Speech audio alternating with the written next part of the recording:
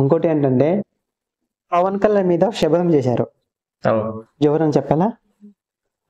రోజా చాలా మంది చేస్తాం. రోజా గారు రోజా గారు చేశారు.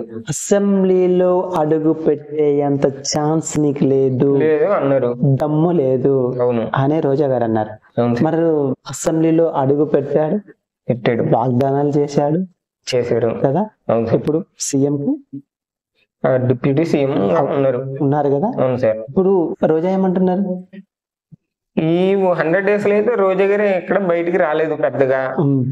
అన్నారు అసెంబ్లీలో అడుగు పెట్టనేమో అది ఇది. అందరూ ఇప్పుడు పవన్ కళ్యాణ్ ఓడిపోతారు అన్నారు, చంద్రబాబు నాయుడు ఓడిపోతారు అన్నారు. ఉన్న వాళ్ళందరూ అందరూ ఓడిపోయారు.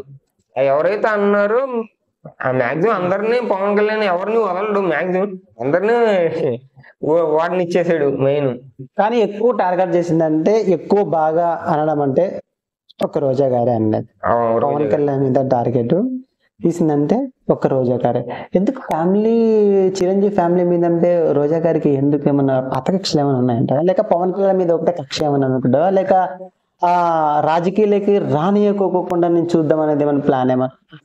అలాంటిది ఏముండదు సార్. ఆల్రెడీ చిరంజీవి గారు రోజా గారు కూడా కొన్ని సినిమాలు యాక్ట్ చేశారు. ఆ సినిమా ప్రకారంగా తీసేశారు. అసలు క్లారిటీగా అంటారు కదా, సినిమానే, రాజకీయమే, ఫ్రెండ్షిప్ అవును సార్ కదా. అవును. ఈ ఫ్రెండ్షిప్ రాజకీయాలు ఇవన్నీ మూడు కలిపిన రాజకీయాలకి అన్ని పిప్పి వేసేస్తారు. ఓకేనా? ఆ క్వశ్చన్ మాత్రమే అడుగుతున్నా. ఇలా శబ్దం చేసినప్పుడు పవన్ కళ్యాణ్ అసెంబ్లీలో అడుగు పెట్టే తీరాడు, డిప్యూటీ సీఎం అయ్యే తీరాడు. ఇప్పుడు రోజా గారికి పవన్ కళ్యాణ్ గురించి మాట్లాడే రైట్స్ ఉన్నాయా, నో లేదా, ఎస్ఆర్ నో? ఇప్పుడు ప్రెజెంట్ అయితే ఎవరు ఏం మాట్లాడరు సార్. ఎందుకంటే ఎవరు మాట్లాడినా అది ఇప్పుడు డిప్యూటీ సీఎం గారిని అంటాం అంటే అది ఒక కేసు అయింది. మళ్ళీ దాని చుట్టూ ఇప్పుడు చూస్తానే ఉన్నాం, కొంతమంది జైలుకి వెళ్తా ఉంటున్నారు, వస్తా ఉంటున్నారు చాలా మంది. అవన్నీ జరుగుతానే ఉంటాయి ఎంతసేపు. అందుకని రోజా కూడా ఈ మధ్య పెద్ద కనిపించినట్టు ఎక్కడా లేదు. ఎందుకు సపోజ్ ఎక్కడ నోరిప్పేస్తే అక్కడ ఏ కేసు పెడతారా, మళ్ళీ ఏదైనా తీరుస్తారా అన్నారు.